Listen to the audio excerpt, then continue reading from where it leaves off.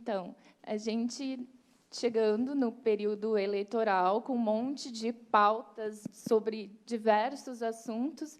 Então, a gente vai conversar um pouquinho sobre como a gente garantir um espaço para cobertura de educação. Vocês trabalham em veículos super importantes, coordenam equipes de veículos super importantes no cenário aqui do Brasil e até do exterior. Então, vamos falar um pouquinho sobre... Primeiro, acho que a gente pode começar falando um pouquinho da trajetória de vocês nos veículos e como vocês veem a cobertura de educação hoje, onde vocês trabalham e também no cenário aqui do Brasil. Mônica, se você puder começar.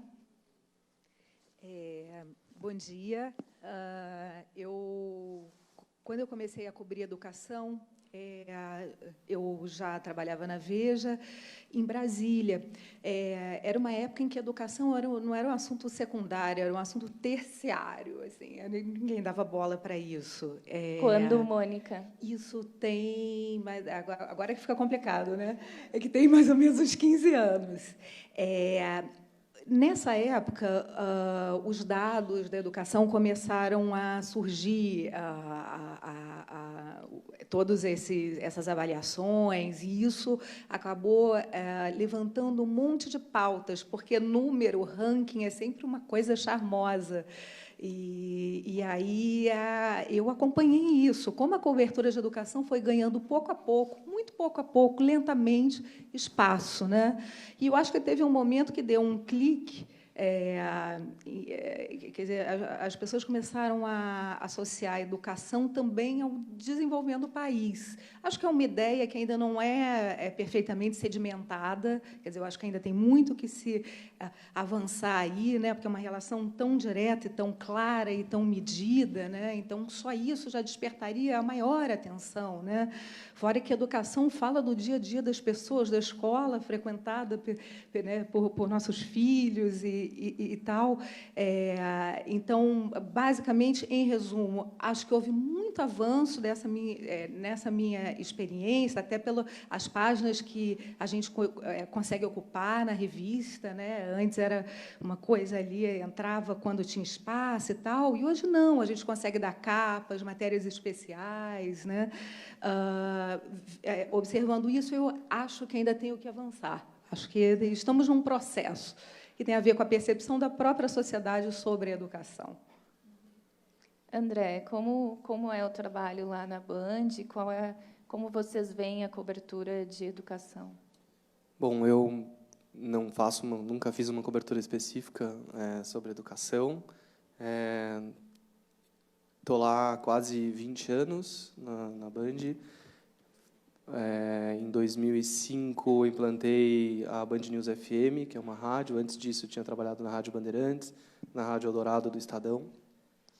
E dirigi a Rádio Band News FM por quase 10 anos e estou na TV desde final de 2013.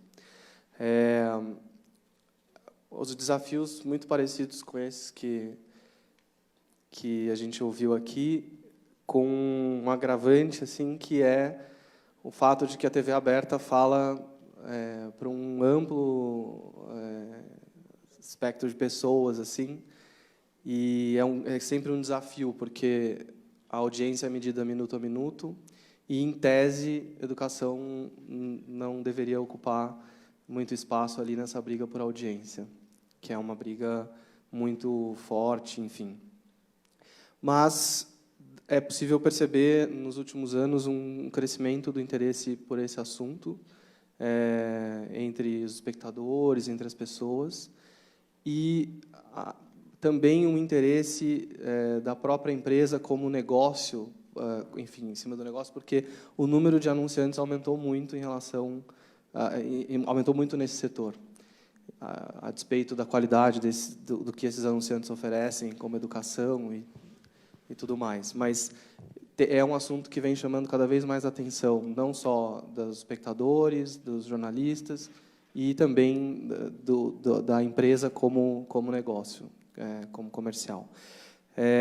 Do ponto de vista de conteúdo, ali, de audiência, nos jornais, tanto no cabo, quanto no rádio, na TV, o que funciona muito sempre é você fazer a ligação muito direta entre educação e o que isso transforma a vida da pessoa, né?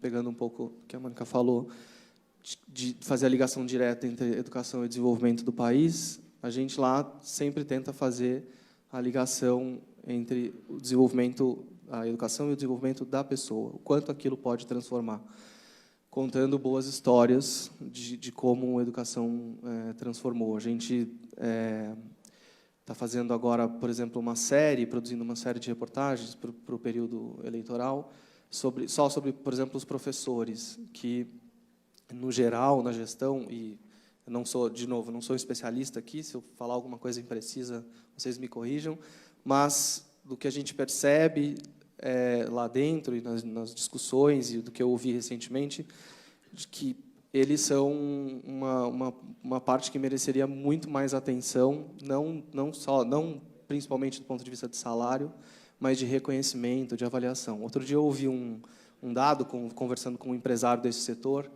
e também trabalhou como voluntário em Secretaria de Educação, e tal, um apaixonado por isso, dizendo que todos os dias o Estado de São Paulo dá 500 mil aulas, e a Secretaria só consegue ver 0,01% dessas aulas. Então, assim, são pessoas que têm na mão o poder de mudar a vida de outras tantas, né, dezenas e centenas, e que não estão tendo acompanhamento, retorno, avaliação. Então, a gente foi buscar boas histórias de professores que, a despeito das dificuldades, conseguem mudar a vida dos alunos e, enfim, gerenciar melhor o que eles têm na mão. Então, a gente sempre tenta fazer essa ligação entre a educação e o desenvolvimento. Eu lembro de um dado, que é uma coisa que sempre que a gente está falando disso, vem à cabeça ali nas discussões.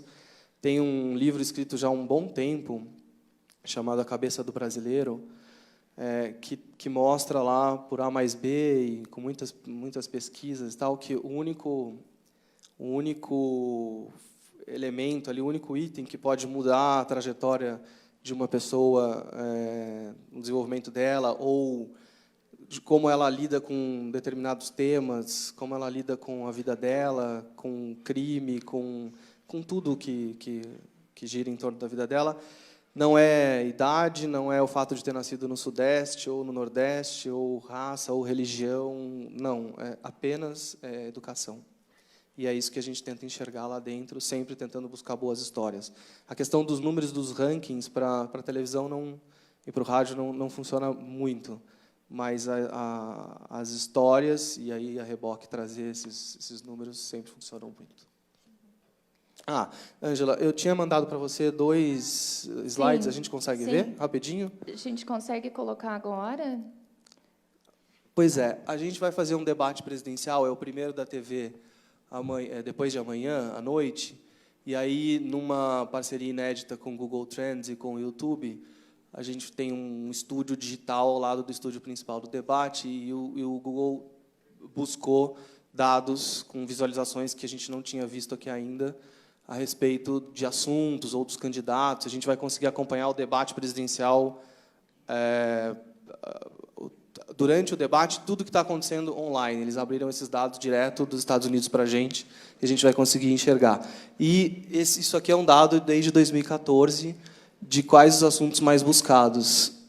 E educação é um dos mais buscados no Google nos últimos 4 anos. Tem um outro slide que dá para ver melhor o volume, que é esse azulzinho claro ali em cima, e que, quando as pessoas da redação viram isso, assim, elas ficaram surpresas. Porque, se você perguntar para as pessoas, assim, olho no olho, que assuntos ela acha mais importante, por exemplo, a gente fez agora 4 rodadas de pesquisa Ibope, e nessas rodadas sempre se pergunta qual é o assunto mais relevante para a pessoa, a educação está lá entre os primeiros. Mas, é claro, todo mundo julga isso e acaba comunicando isso como acho que meio que teatralmente, dizendo que a educação é importante. Mas aqui é uma busca solitária no Google, e que as pessoas buscam muita informação sobre educação, que para a gente foi algo muito relevante, e certamente esse vai ser um assunto que vai aparecer muito no debate, depois de amanhã.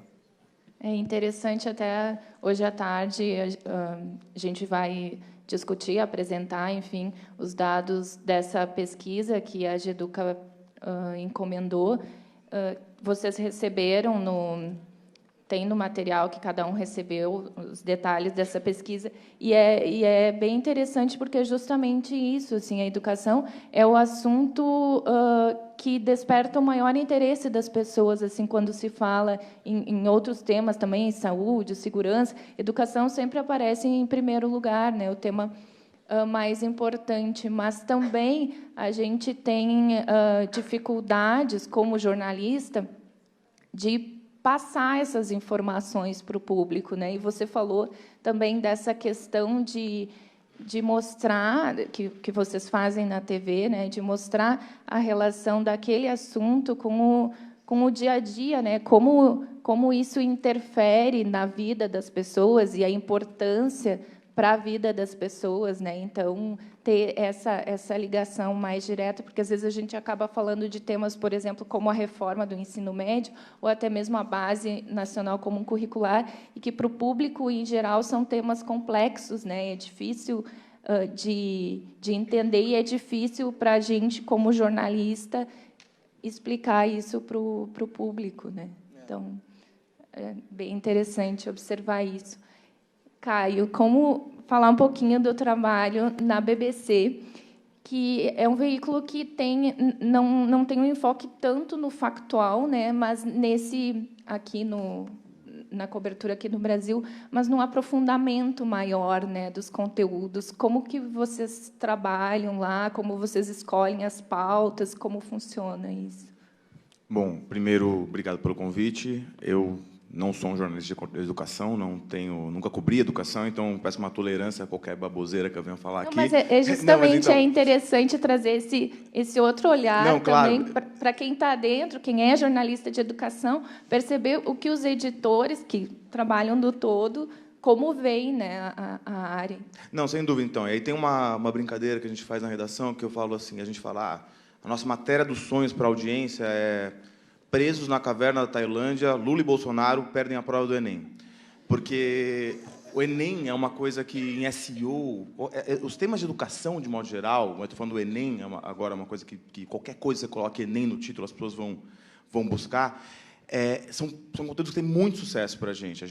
Para explicar um pouco para vocês o que é a BBC News Brasil, que agora a gente mudou de nome faz pouco tempo, faz um mês que a gente mudou, a gente é parte do serviço mundial da BBC, a gente está há 80 anos aqui no Brasil, mas a gente fez uma operação de rádio por 70 anos, e agora a gente está basicamente na internet. Então, a gente tem esse retorno dos leitores muito mais rápido, tanto em audiência quanto em comentários, em rede social, enfim.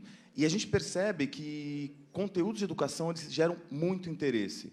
E aí eu citei esse exemplo do Enem porque, é óbvio, tem esse conteúdo que é um conteúdo aspiracional. As pessoas, as pessoas sacam que educação é algo que o Enem, que a educação, que a melhoria da educação, ela vai afetar diretamente a vida delas como cidadão, como um ente econômico, elas vão conseguir melhorar de vida. Então, as pessoas sabem disso. Daí o interesse tão grande em termos de audiência para a gente com esse conteúdo de educação.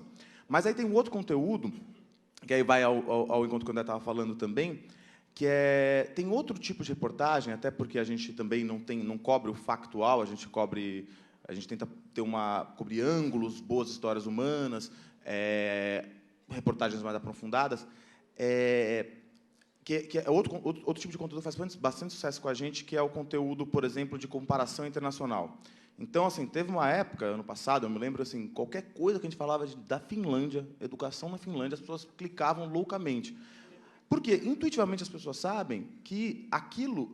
quando eu falo que a Finlândia está indo bem, porque tem, entre outros motivos, porque teve um investimento grande em educação, as pessoas também, intuitivamente, sabem que o investimento em educação ele também ele tem um impacto econômico importante. Ele vai afetar diretamente o trabalho delas, não só como pessoas, mas vai afetar o país todo. Vai afetar a economia, vai afetar o bem-estar social dela. Então, é interessante como a gente tem esse retorno rápido e como a gente, por isso, gosta bastante de investir em pauta de educação, embora a gente tenha que fazer muito mais, eu acho. Acho que eu acho que a grande coisa da mídia é que assim, as pessoas se interessam muito pela educação. A pesquisa do Geduca mostra que 80% das pessoas dizem que tem interesse em reportagem de educação, mas, mesmo assim, a gente continua fazendo pouco. A gente continua fazendo pouco, e, às vezes, também, o que eu acho é que a gente também não deixa claro como isso, agora falando de eleições, a gente muitas vezes fala do Enem, da prova do Enem, a pergunta mais difícil, quer dizer, a gente leva para o leitor esse serviço, que é uma coisa um pouco mais simples, mas bastante importante, mas também a gente, às vezes, podia enfatizar mais a ligação direta entre a educação e o desenvolvimento econômico. Tem a Lígia Guimarães, que é a nossa editora lá, que é do Geduca, ela sempre fala assim, olha, mas eu sempre acho que a gente tinha que falar para as pessoas que tinha que ter um Ministério da Fazenda e Educação juntos, porque eles estão falando da mesma coisa. E é verdade, as pessoas sabem disso de alguma forma, quando elas clicam na matéria de Singapura, Finlândia. Então, acho que é isso, a gente aí tem que qualificar um pouco melhor nosso debate também, como imprensa. E, falando em eleições, né, você citou agora, eu vou perguntar para vocês como vocês veem a cobertura como editores de veículos de todas as áreas, enfim, como vocês veem que a educação pode entrar na pauta, na cobertura das eleições agora deste ano? Eu acho que tem alguns temas sensíveis que têm que ser cutucados, e um deles é a reforma do ensino médio, que o ensino médio é um gargalo antigo e até hoje insuperável no Brasil, que, né, quer dizer, de cada 100 alunos que entram no ensino médio, 50 ficam pelo caminho e essa geração nem cresce. Então, é um modelo claramente antiquado, ineficaz, improdutivo, e essa reforma está desenhada. Então, a gente não sabe como é que vai ser, quer dizer, tem uma previsão de que a coisa se acerte até ao final desse mandato, mas quer dizer, depois disso vai ter um longo caminho. Então, como é que os candidatos se posicionam em relação ao ensino médio? O ensino médio também é um tema charmoso, então, certamente, a gente vai ter espaço para isso, né? Eu acho que também tem uma outra questão central, é que, enquanto a demanda por educação aumenta, o dinheiro cai, né? A gente viu na semana passada essa história das bolsas da CAPES, né?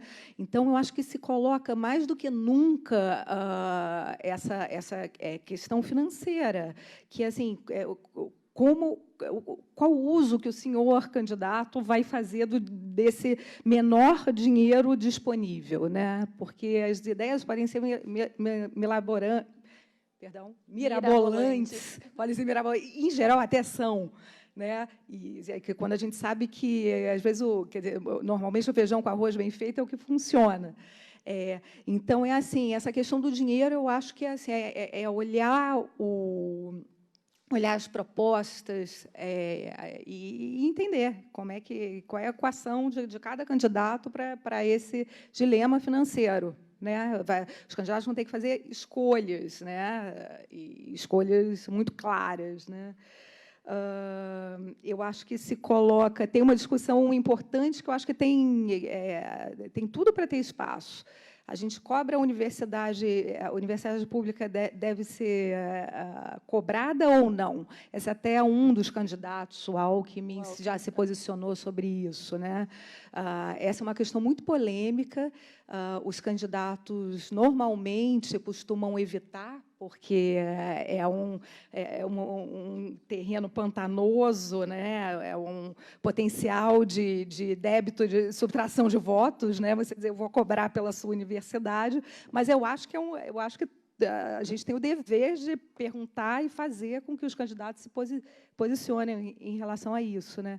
E, por fim, eu acho que tem um assunto que fica se a educação às vezes fica em segundo plano, esse assunto fica em terceiro plano, que é a educação de criança pequena, né? A creche e de 0 a 6. A gente está falando de educação infantil, né? Educação infantil, o prêmio Nobel James Heckman foi o cara que fez uma conta e mostrou como isso é tão fundamental, esses primeiros anos de vida e de educação são tão fundamentais para o que vai acontecer depois na vida dessa criança, na idade adulta, e do país. Quer dizer, vai ter menos... o país que investe cedo e bem na educação tem menos problemas de segurança, tem menos gravidez na adolescência, né? Tem menos repetência. E é curioso como esse assunto fica tão... Quer dizer, ele não parece um assunto sexy na cobertura de educação, mas eu acho que é nosso dever também colocar isso na pauta e instar os candidatos a se posicionarem. Qual é o seu... Né, o que o senhor pensa sobre isso, né? Mais do que prover creche, né? Para além disso. Só aproveitar, quem quiser fazer perguntas, pode só anotar no bloquinho e encaminhar aqui para o pessoal, que daí a gente faz as perguntas aqui para os nossos convidados. André. Acho que a gente tem alguns desafios aí pela frente na cobertura eleitoral. Vou tentar dar uma organizada aqui. O primeiro deles é fazer com que essa cobertura não seja uma cobertura só do jogo político. E é isso que acaba tomando boa parte dos veículos. Então, é como quando, sei lá, começa a se discutir qualquer tipo de reforma e aí começa a se falar do arranjo de partidos e blá, blá, blá, blá, blá, e não fala do que aquilo muda na vida das pessoas. Então, sei lá, se você pegar uma boa parte das sabatinas feitas especialmente por impresso e TV a cabo, recentemente você espreme e fica muito pouco do que é a cobertura programática. A Band faz uma opção sempre por fazer a cobertura das propostas e não entra no nhenhenhé da polarização ou da discussão, enfim, do acirramento político. É claro que isso é sempre importante, a gente acompanha, mas o foco, o desafio principal é colocar foco nas propostas. Tanto que, por exemplo, num debate depois de amanhã, é muito remota a possibilidade de a gente ficar fazendo pergunta a respeito de embate de um com o outro, ou de, sei lá, focar, por exemplo, no caso do Bolsonaro, em ditadura, ou coisa assim, porque isso não importa para o nosso dia a dia, para o nosso futuro. Importa qual é a proposta que eles têm, e como vão executar, e como a gente vai checar e apurar isso, de que condições eles têm de colocar em prática. Esse é um desafio. E é uma tendência nossa, de jornalistas, e me desculpem aqui, mas eu sempre tenho uma visão muito crítica de como a gente, muitas vezes, se esquece do que é realmente importante para as pessoas que estão recebendo a informação e meio que é engolido pelo discurso próprio daquele setor, né? Eu lembro de uma discussão, uma vez eu acho que eu fiz o júri do último prêmio Ayrton Senna que houve, e eu lembro que eu entrei numa discussão ali no júri com uma das jornalistas, que, de repente, pode estar até aqui, eu não me lembro o nome, porque ela ficava... Acho que até a Renata era finalista desse, e ela ficava puxando a sardinha para a Renata, porque havia ali uma preocupação com o conjunto da obra, da cobertura consistente, regular, mas, naquele caso, no que estava inscrito, era uma coisa muito em cima de números e uma coisa muito focada para quem está discutindo esse assunto, e não no que aquele assunto muda a vida diretamente das pessoas. Então, acho que esse é um desafio, de a gente trazer a cobertura eleitoral para a realidade, para o chão do dia a dia das pessoas. Outro desafio... não outro desafio, mas o que eu acho que é positivo que tem acontecido, a gente vai ver agora o que vai acontecer de fato quando a campanha começar. Eu acho que nos últimos anos se tornou cada vez mais difícil que os candidatos falem só do que eles querem. Isso era muito antes dessa explosão das redes e tudo mais. Isso era praticamente um problema insolúvel, porque tinha apenas a cobertura ali do dia a dia e mais o horário eleitoral. E agora a gente tem enfim, um mundo aberto e todo mundo discutindo e levando a discussão para os lados mais interessantes. Tem um poder de questionamento muito maior em cima dos candidatos. Os assuntos eles ganham força, independentemente da cobertura dos veículos, em cima daquele assunto. Então, acho que há um espaço maior para que, por exemplo, a educação entre na pauta da cobertura eleitoral. E o que eu acho que também com o crescimento das agências de checagem aí recentemente, tem um bom desafio pela frente, que a gente está tentando viabilizar lá, mas tem a questão da lei eleitoral, por ser concessão pública, a gente está sujeito a isso. Mas a gente tem agora algo que não era muito popularizado em 2014, que é a possibilidade de você fazer checagem do programa eleitoral e mostrar isso para as pessoas em veículo de massa. Esses spotzinhos, todos os especialistas com quem a gente tem conversado, aqueles spotzinhos que ficam o tempo todo nas rádios e na TV ao longo do dia, isso espalhado pelo Brasil inteiro, eles acreditam que ainda é o que tem força e não necessariamente a força em rede social. E o nosso desafio, acho, é pegar isso, checar, e não só fake news, mas checar o programa eleitoral e mostrar para as pessoas em relação à educação, ou saúde e tudo mais. Acho que esse é um bom desafio pela frente aí.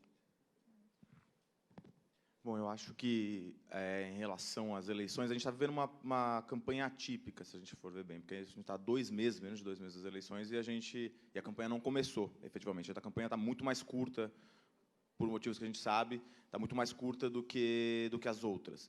Então, além de tudo, além de ter a campanha mais curta pela reforma que a gente teve eleitoral, a gente também tem uma situação do candidato mais bem colocado nas pesquisas, tem uma questão jurídica em relação a ele. Então, a cobertura está muito relacionada a isso. A gente está até anteontem, discutindo as coligações, as convenções que estavam sendo feitas.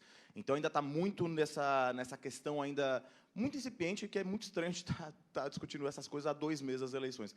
E aí, se você for ver bem, o Valor fez um trabalho legal de compilação das propostas dos candidatos, e se você for ver, clica lá, educação, as propostas ainda são muito incipientes, quase nada. Alguns candidatos já começam a se colocar, a Renata Cafaro fez uma boa entrevista com a Marina, em que ela já especificamente sobre isso, mas a maioria são coisas muito vagas. Assim, um dos candidatos fala, eu acho que é o Alckmin, melhorar a pontuação do Brasil no PISA. Tá, também quero, mas e aí? Como que a gente faz isso? Então, assim, a gente ainda não está no debate de propostas. As propostas que foram discutidas até agora, elas são basicamente sobre economia, porque, óbvio, a gente está com uma situação econômica bastante delicada, e contas públicas, previdência, mas os debates que são mais complicados e mais complexos nem foram ainda levantados. Eu acho que esse é o grande problema. E aí, nós, como imprensa, a gente tem que cobrar os candidatos disso. Acho que está começando agora e, infelizmente, vai ter pouco tempo para se discutir. Eu acho que esse é o grande problema. E se eu pudesse até acrescentar, a Mônica falou algumas coisas super importantes, se eu pudesse acrescentar mais um tema, que eu acho que é fundamental nesse sentido, que é um tema que a gente discute pouco com os candidatos, discute pouco politicamente, que é a valorização do magistério, a valorização dos professores. Teve uma entrevista que a Érica Fraga fez com o André Schleicher, da OCDE, que me deixou muito impactado. Ele estava dizendo que os melhores alunos do Brasil, das escolas de elite do Brasil, eles pontuam pior do que os piores do Vietnã. Eu falei, caramba, hein, que tristeza que a gente está. Como não? Nenhum demérito para o Vietnã, pelo contrário.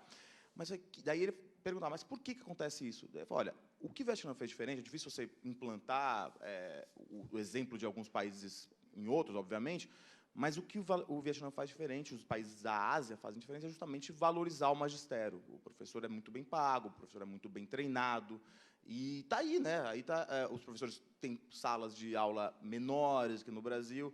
Eu acho que também, assim, a gente às vezes discute muito, e eu acho que é fundamental, óbvio, falta dinheiro para a educação, falta, mas a gente também tem que discutir como canalizar esse dinheiro, e a gente discute muito pouco isso. Uma pergunta que veio da plateia, que serve para os três, né? Qual é o argumento que um repórter pode usar para tornar uma pauta de educação irresistível na visão de um editor? Quer começar, Caio? É interessante. Eu acho que eu acho ainda mais para um editor que não está na cobertura de educação, eu e o André, talvez a gente às vezes se depara com umas siglas e fala, ah, meu Deus, daí você fala, o cara vem falar de uma sigla, fala, meu Deus, o que é isso? Você até disfarça e fala assim, eu não vou falar que eu sou burro na frente do cara, mas assim, eu não sei do que é essa sigla.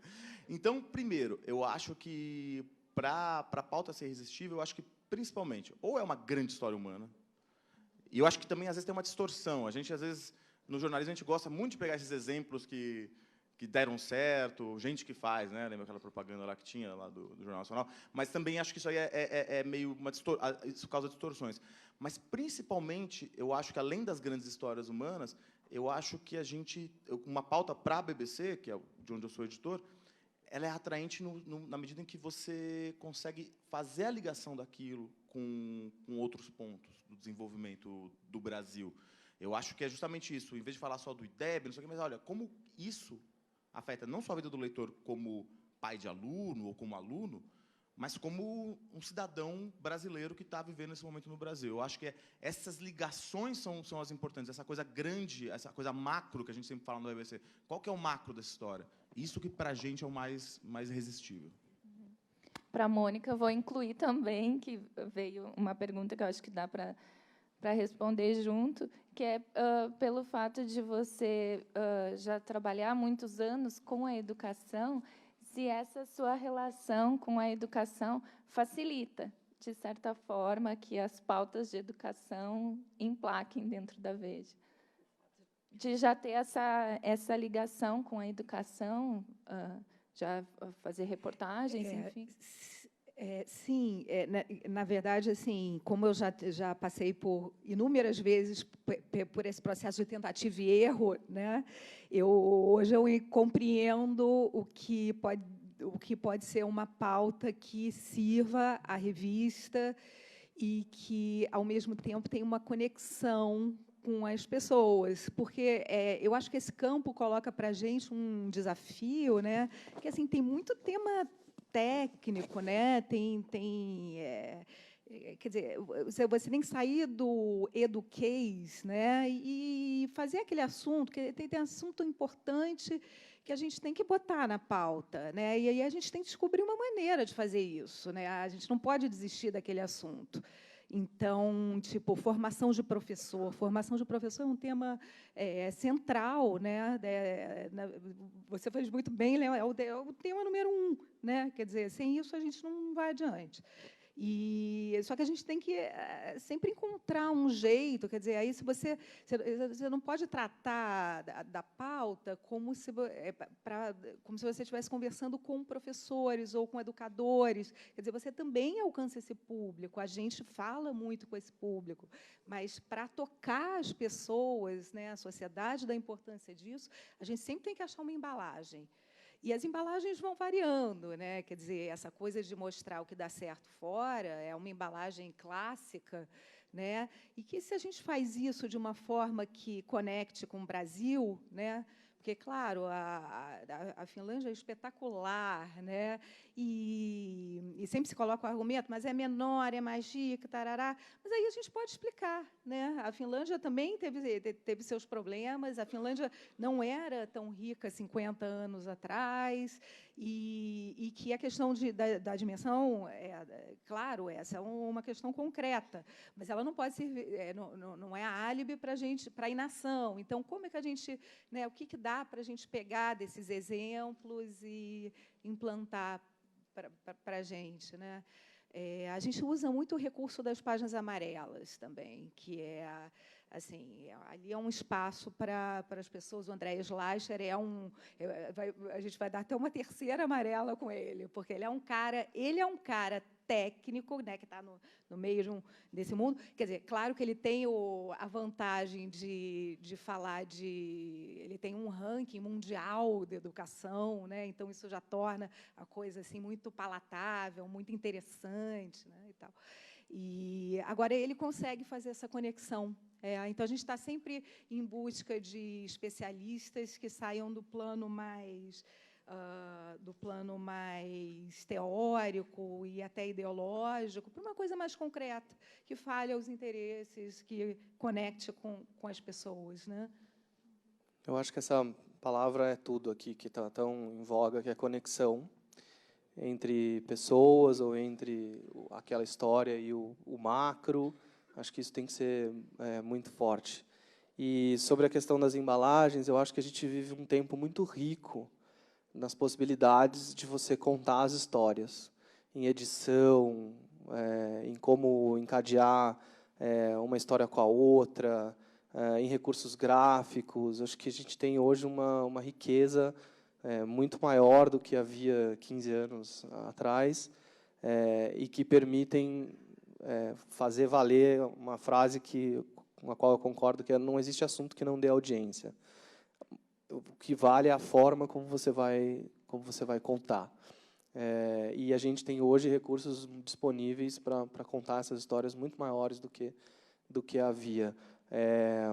Nessa questão, por exemplo, do que a secretaria, por exemplo, não enxerga as aulas que estão sendo dadas. Caramba, quantos celulares existem dentro de cada sala de aula hoje no estado de São Paulo? Esses celulares são recursos à mão para que, sei lá, pudesse... Outro dia a gente estava pensando nisso lá com o próprio YouTube, de montar um enorme painel de boas aulas, assim, de professores da rede estadual, coisa assim. Isso, a gente tem muitos recursos hoje para contar essas histórias. Mas acho que a palavra fundamental, como a Mônica falou, é conexão. André, uma pergunta para ti sobre o debate, né? O primeiro debate, quinta-feira, entre os candidatos à presidência. Aí a pergunta é: de que modo a educação inclusiva será abordada no debate, uma vez que se trata de um tema fundamental, não apenas para os estudantes com deficiência, mas para todos os estudantes. Então, enfim, como vocês estão definindo os temas e se esse tema pode entrar, enfim. O debate depois de amanhã, 10 da noite. Ele tem a seguinte estrutura: tem 2 blocos em que os candidatos se enfrentam, podendo haver até 3 perguntas para o mesmo candidato, o que faz com que a gente consiga concentrar um pouco o debate nos mais importantes, ali nos mais relevantes. E depois tem 2 blocos de jornalistas da Band perguntando. A gente, por princípio, historicamente, a gente não interfere diretamente nos conteúdos do que os jornalistas vão perguntar. Há apenas uma diretriz e uma orientação de que as perguntas precisam ser programáticas, não sobre política ou sobre qualquer tipo de conflito entre eles. Mas educação é um tema que certamente vai aparecer. Nesse caso da Inclusiva, acho uma boa sugestão, vou levar ao comitê. Essa discussão começa hoje, só termina amanhã, um pouco antes do debate. Recentemente, a gente levou um pessoal do Todos pela Educação para fazer uma apresentação para todos os jornalistas que teriam contato com candidatos, inclusive os que estarão perguntando no debate. Há um esforço para que esse assunto não suma, e certamente ele não vai sumir. Eu não posso dizer especificamente como esse assunto vai aparecer, porque a gente ainda não discutiu isso, mas certamente levarei essa sugestão para lá. Tem uma pergunta aqui que fala um pouquinho sobre o mercado, enfim, do jornalismo. A gente tem visto demissões em massa em várias empresas. Vocês que têm mais contato com as direções das empresas, porque está havendo um enxugamento das editorias de setoristas da educação. Então, falar um pouquinho como vocês veem, não só da educação, como vocês veem hoje o nosso mercado, e também de ter jornalistas mais especializados em educação, se vocês acham que é viável, enfim. Hoje são pouquíssimos veículos que têm setoristas, né, Mônica, de educação. Como vocês veem isso dentro dos veículos onde vocês trabalham? Bom, a gente vive um momento difícil, mercado jornalístico, não só do mercado jornalístico, mas principalmente do mercado jornalístico, quer dizer, o que cala mais para a gente, né, nesse momento. Mas, e não é de hoje, na verdade, a gente já tem um enxugamento das redações há bastante tempo. Eu acho que a BBC está num momento diferente, até porque a gente tem uma operação diferente no Brasil. A gente é uma redação muito pequena em relação às outras, então a gente nunca teve editorias. Então a gente não tem um jornalista especializado em educação, a gente não tem um jornalista especializado em defesa ou em relações internacionais, nada. O que eu acho que, assim, claro, a gente está num momento bastante complicado, é péssimo que a gente não consiga ter pessoas que estão em cima lá a todo momento de cada um dos assuntos, mas também o outro desafio eu acho que aí eu acho que, e não querendo dizer que a setorização ela não é importante, mas eu acho que também obriga a gente a abrir um pouco o foco, porque o jornalista de educação é importante que ele também saiba sobre economia, é importante, assim como o jornalista de economia, eu acho que o jornalista de educação normalmente sabe sobre economia. O problema é que o jornalista de economia não sabe muito sobre educação normalmente, ou de política não sabe muito sobre educação. Mas isso obriga com que esse momento difícil, essa escassez, faz com que a gente tenha que também abrir um pouco os horizontes para outras coisas, nós como jornalistas no momento da profissão. Então acho que assim, a gente está num momento complicado, mas eu acho que também a gente tem que ver a adaptação a esse momento pode ser até salutar, pode fazer mais as conexões que a gente está falando aí. Bom, sobre isso, vocês devem ter lido, ontem teve um enxugamento muito triste na Editora Abril, inclusive na Veja, onde eu trabalho. Evidentemente, isso torna a situação de você manter setoristas, né, mais complicada. Eu acho que a tendência é que as pessoas façam mais coisas, né, e tal. O que não se pode perder, né, é a visão da educação, a cobertura da educação dentro da revista. Então, eu, por exemplo, assim, eu estou sempre falando com as pessoas do mundo da educação, lendo sobre educação, e, quando tenho oportunidade, e tive a sorte de ter algumas, né, de viajar para conhecer outras experiências e tal, eu estou sempre alerta e atenta a esse assunto, mas eu, ao mesmo tempo, chefio a sucursal da Veja no Rio. Isso quer dizer que eu cubro, que sob minha responsabilidade, aparecem garotinhos e, enfim, o pré-sal, né, e o Projac. Então, isso tudo não me desvirtua também do meu olhar, né? Quer dizer, você tem que ter uma disciplina para fazer aquilo, e essa área é uma área que me move, e que me interessa, e eu vou continuar fiel a ela. Agora, eu acho que, de um modo mais geral, a tendência é ter menos... Quer dizer, aí eu estou falando também de uma ótica da revista, né, de ter menos especialistas e mais gente que possa abraçar um número maior de assuntos, mas eu friso, eu acho que é possível você manter uma visão disso e se manter fiel ao assunto. E esse assunto, eu acho que é um assunto candente e está crescendo. Eu tenho uma visão otimista sobre a cobertura da educação. Eu acho que ela toca cada vez mais as pessoas. Eu acho que isso faz parte do desenvolvimento do próprio país.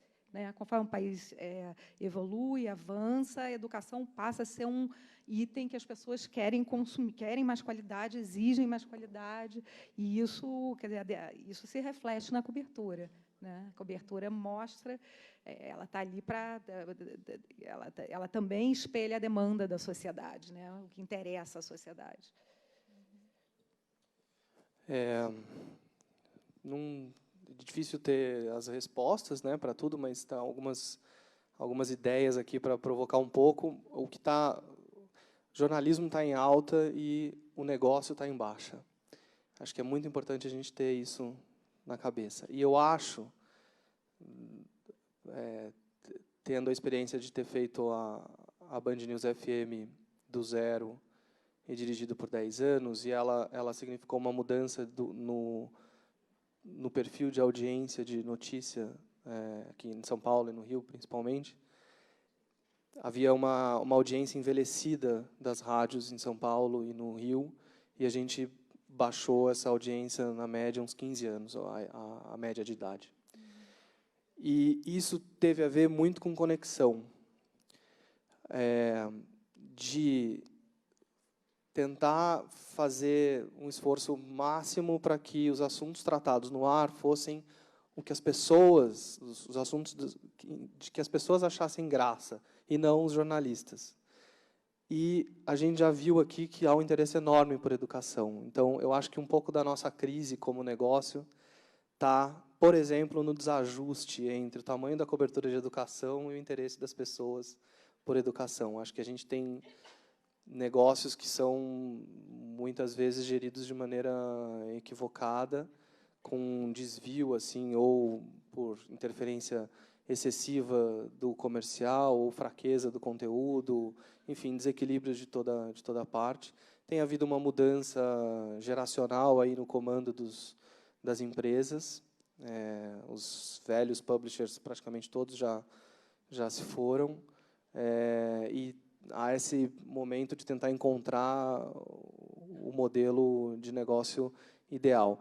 A informação, o nosso trabalho de apurar, isso definitivamente não está em baixa, isso está muito em alta, todo mundo sabe, e o desafio das empresas está em ajustar esse modelo de negócios e tentar encontrar um caminho que torne rentável.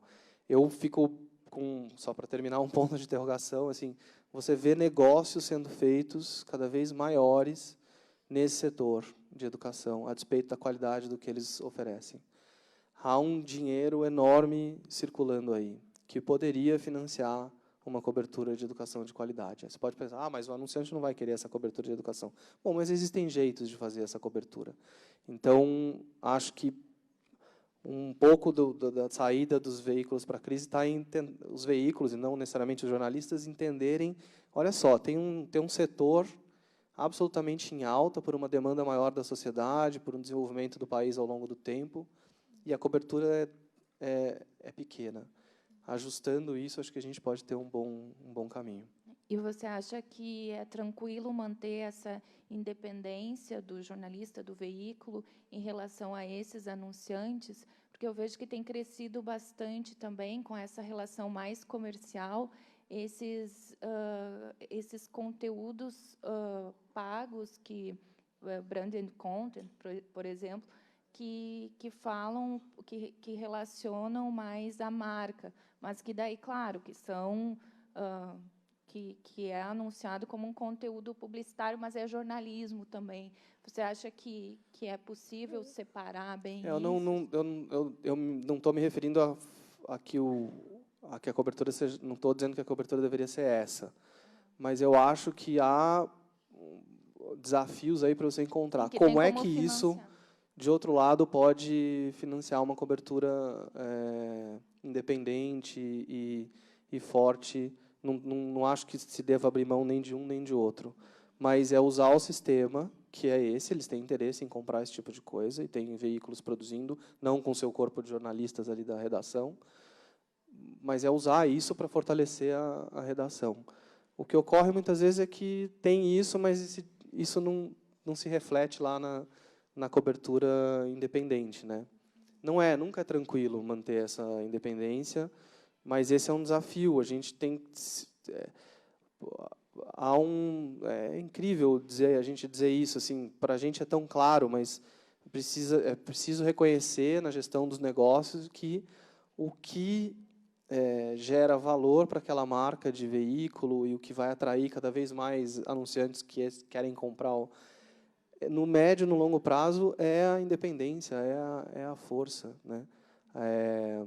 A gente tem um caso no caso da Band do Ricardo Boechat, que tem uma atuação brilhante no que ele faz, não que o que ele diga é certo sempre, mas assim os anunciantes disputam a tapa aquele horário. Por quê?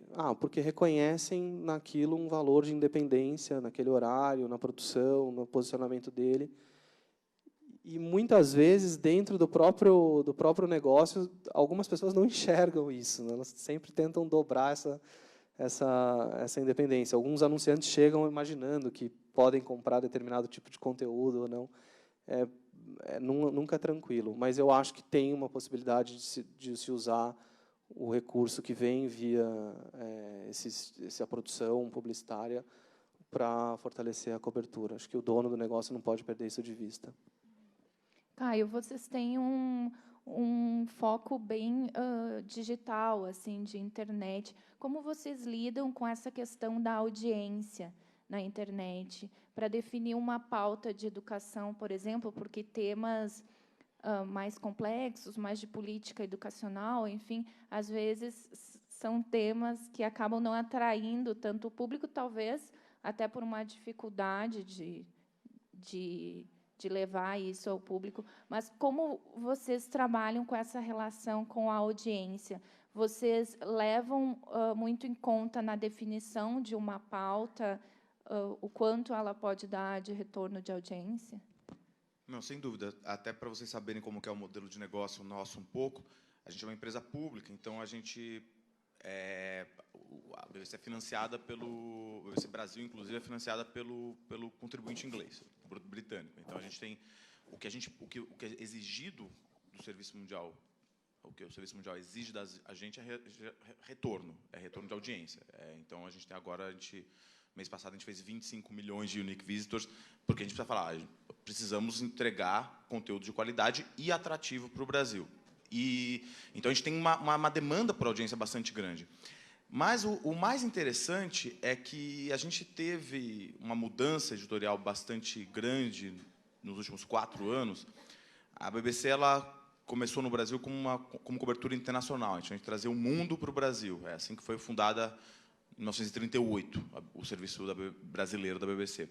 Mas nos últimos 4 anos a gente percebeu que existia uma demanda para uma cobertura de Brasil. E por muito tempo, assim, antes disso, a gente fazia essa cobertura internacional e fazer algumas matérias meio até de gosto duvidoso, vamos falar a verdade, que é o que dava audiência na internet naquela época. Naquela época, a gente dava 5 milhões de unique visitors por mês. Quando a gente teve uma mudança editorial e começou a cobrir mais o Brasil e fazer matérias muito mais aprofundadas, muito maiores, as nossas matérias, antigamente se falava, não, uma matéria da internet tem que ter 900 palavras. Hoje a gente faz matéria de 2.500 e essa matéria bomba de audiência. E matéria de assuntos complexos. Eu acho que a audiência é importante. Tem uma chefe, a minha chefe fala uma coisa que é interessante, que acho que guia muito o jeito que a gente faz jornalismo na BBC. Ela fala, olha, você faz uma matéria, muitas vezes a gente faz uma matéria achando assim, nossa, para o seu colega lá da faculdade, ou então o seu colega do outro veículo, falar, cara, como você é inteligente, hein? Não entendi nada da sua matéria. Se você está fazendo isso, você não está fazendo errado, né? Você está fazendo uma coisa errada, você está falando para os seus colegas ou para a sua fonte. Se eu fiz uma matéria de um assunto que é importante para todos, e não foi lida, eu tenho que ver como empacotar essa matéria melhor. Então, assim, não é o assunto que é proibido, não é que eu não devo falar sobre indicadores educacionais, não é que eu devo falar sobre a relação entre educação e desenvolvimento, mas eu preciso fazer isso ser atrativo. Porque, afinal, a gente faz isso, né? A gente faz comunicação social. A gente não é especialista em educação, a gente não é especialista em economia, a gente estudou comunicação social. A gente traz esses assuntos mais complexos para o leitor, e um leitor bastante amplo. Claro que tem coberturas segmentadas, mas, se eu estou falando para um público amplo, se eu não estou fazendo esse conteúdo que é importante, ser atrativo, eu não estou fazendo o meu trabalho. Então, eu acho que assim, a gente tem que saber como fazer esse conteúdo complexo ter audiência, e é possível. E ter humildade, muitas vezes, para reconhecer que a gente não domina todas as habilidades necessárias, nós, jornalistas, para contar essa história da maneira melhor. Tem um caso que vocês devem conhecer, de sucesso absoluto no Facebook, que se chama Quebrando o Tabu, que são, acho que o volume de engajamento deles assim é muito maior do que qualquer site de notícias que a gente tenha no Brasil. Eles não são jornalistas, necessariamente, são moleques engajados, não têm nenhum tipo de ligação partidária, embora, claro, sendo progressistas, vão se identificar mais com um ou com outro candidato. Mas tem ali exemplos, quando eu falei da riqueza de recursos que a gente tem hoje à mão para contar as histórias, tem exemplos maravilhosos de exemplificar, por exemplo, um fenômeno de indicador social. Teve um vídeo recente, quer dizer, eu não sei se é recente, mas essas coisas vão e voltam. Não sei se vocês viram, eles foram fizeram um videozinho para mostrar a diferença que faz na largada da sua vida o fato de você ter privilégios. Não sei se vocês viram esse vídeo. E aí eles enfileiram as pessoas ali, os jovens, e aí eles vão apostar uma corrida e eles dizem lá, bom, antes de começar a corrida, que o prêmio aqui é $100, dá um passo para frente ou dá 10 passos para frente quem tem o pai ainda morando com a mãe em casa. Aí já vai gente ficando para trás. Quem nunca teve que se preocupar em pagar a conta de celular, aí vai gente ficando para trás. Quem estudou X anos no ensino, blá, blá, blá. E aí, num determinado momento, termina e a imagem é muito forte, muito chocante. Isso é uma forma de contar uma história que não se identifica necessariamente com a forma que a gente está acostumado, mas que, por exemplo, no caso da televisão, é um desafio enorme. A gente sempre que vai fazer uma reportagem, e o investimento tem sido cada vez maior nisso, e de trazer para a redação pessoas que não estão contaminadas com o nosso jeito de contar as histórias, muitas vezes burocrático, o investimento é cada vez maior em encontrar essas imagens que comuniquem dados, muitas vezes, que por si só são chatos, são enfadonhos, que as pessoas não vão prestar atenção. Acho que o grande desafio está aí, encontrar essas formas de contar essas histórias. Ontem até eu participei, alguns de vocês devem ter participado da oficina que teve aqui no Congresso de fact-checking. E aí a gente estava vendo uma ferramenta dentro das redes sociais que mostra o engajamento das páginas e dos perfis por assunto, por temática. Daí a gente pesquisou educação, pesquisou Enem também, e os primeiros resultados que apareciam ali eram tristes assim, para a gente, porque eram de páginas que não eram de veículos assim, e que não eram de locais que produziam conteúdo de educação, assim, e o Quebrando o Tabu aparecia ali também, falando de educação também. Então, às vezes, a gente ainda tem dificuldade, né, em falar com o público, muitas vezes com o público das redes sociais, que é uma linguagem diferente também. A gente, né? tem lá sempre um exercício, então, vai fazer reportagem e tenta montar cenário, tenta fazer simulação, tenta botar animação, gráfico, criar situações que para tentar sair do que se consolidou ali com o que é a reportagem de televisão consolidada pela Globo 30, 40 anos atrás, de off, sonora, off, e que a própria Globo, claro, está fazendo um esforço enorme, faz muito bem isso, com muitos recursos e tal, de cada vez como você contar, traduzir essas histórias da melhor maneira, visualmente. Eu queria só acrescentar rapidamente que, no caso da internet, né, às vezes a gente resolve o pepino no título. Né? Então, faz um título ali que você fisga o cara. Né? Então, o nosso suor, nosso esforço, assim, a gente usa muito do nosso tempo quebrando a cabeça sobre o título. E o título pega o cara e aí você vai.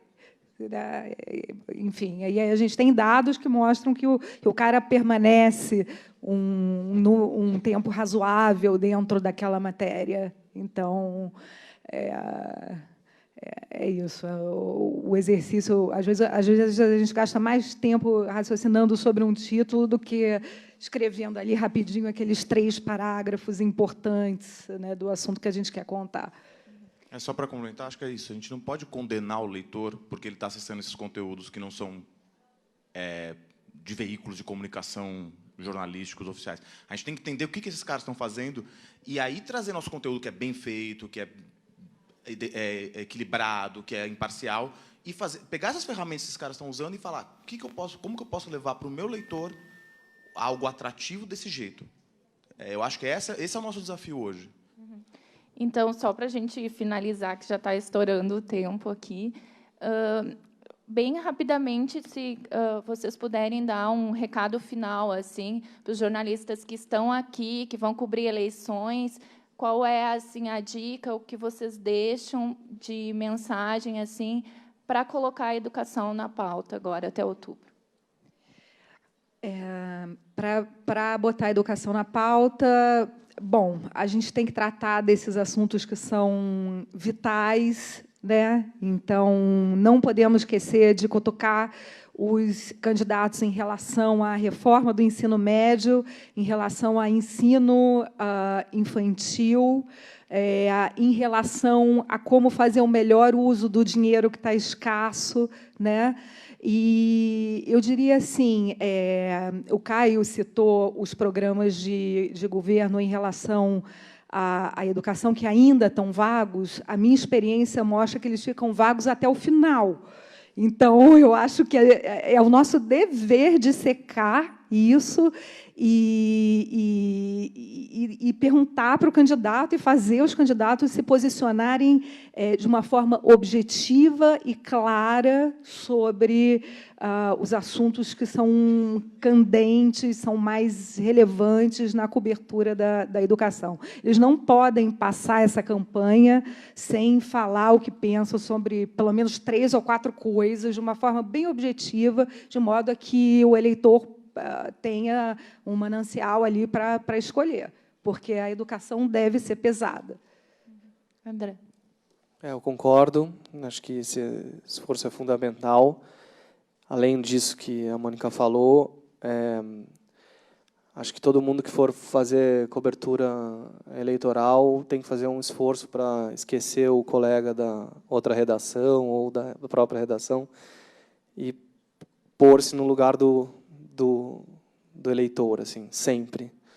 E ser uma pessoa, se esforçar para ser você mesmo, colocar as perguntas que você, como cidadão, colocaria, e não perguntas burocratizadas ou com como você falou, Mônica, do eduquês. Tentar se colocar sempre no lugar do outro. Assim. É óbvio, mas a gente, no dia a dia, se esquece de fazer isso com muita frequência. Acho que é isso. Não, eu não tenho nem muito a acrescentar. Eu acho que é isso. Focar em propostas. A gente tem que tomar, e aí como jornalistas de estratégia, tem que tomar cuidado de não focar em temas que já são talking points dos candidatos. Então, você vai falar com o Bolsonaro sobre escola sem partido, ele já sabe o que ele vai responder, ele não importa muito. Então, assim, vamos focar nas propostas que têm a ver com a pessoa em si. É isso. Não façam matéria para os seus colegas ou para as suas fontes. A gente presta um serviço na sociedade com o leitor, e é isso que a gente tem que pôr em primeiro lugar. Tá certo, agradecer a presença de vocês e a atenção de todos. Obrigado.